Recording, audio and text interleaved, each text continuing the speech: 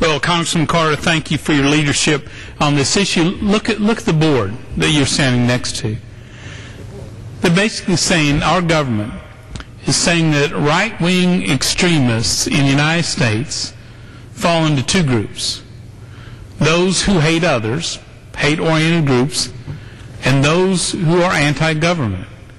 So those who hate people and those who just don't think we ought to have a big government, according to our Department of Homeland Security, there's no difference. None.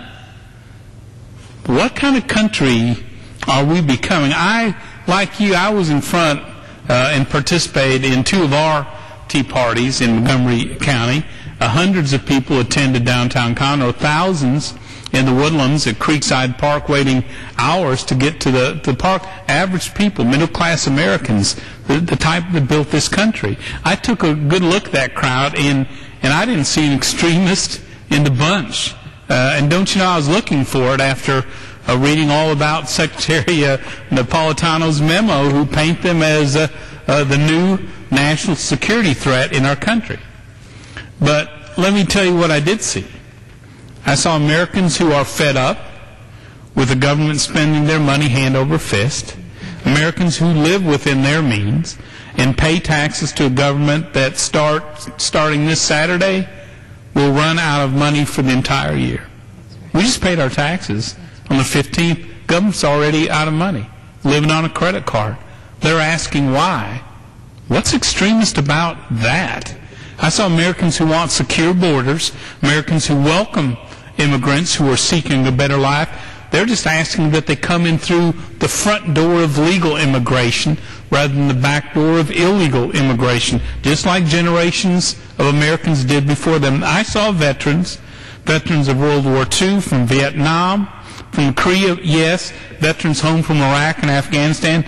They didn't look extreme or maladjusted or dangerous. They look concerned. For a country, they put their lives on the line, as Ms. Bachman said. They put their lives on the line, and now this country's at a crossroads. And these veterans who are willing to fight for it overseas, they're also willing to fight for the country here at home by speaking out. And my brother, who I'm so proud of, a master sergeant in the Army, served in Iraq, has been deployed overseas as well. He's not an extremist. He's my hero. And I'd say that goes for every family that's got someone who served in our wars. They're not the threat to America. Man, they're the solution for America. And I think Americans are waking up all across this country. We saw this past week. They want to know if Congress, they want to know if Washington hears them. And it seems to me that they don't believe, not only do they not believe they're extreme, they believe the Constitution gives them the right to disagree respectfully and forcefully with their government. That the Constitution actually allows them to question these decisions, to question reports like you, Congressman Carter, have brought to light, rightfully so. They want, speaking out for lower taxes. They're speaking out for families. They're speaking out for the unborn. They want all the rights afforded them in the Constitution under the Bill of Rights, including the right to keep and bear arms, and they simply ask that it be protected. In case anyone hasn't noticed, there are a lot of people in America who think the solutions to our country come from individuals, families, neighborhoods, local communities, even states.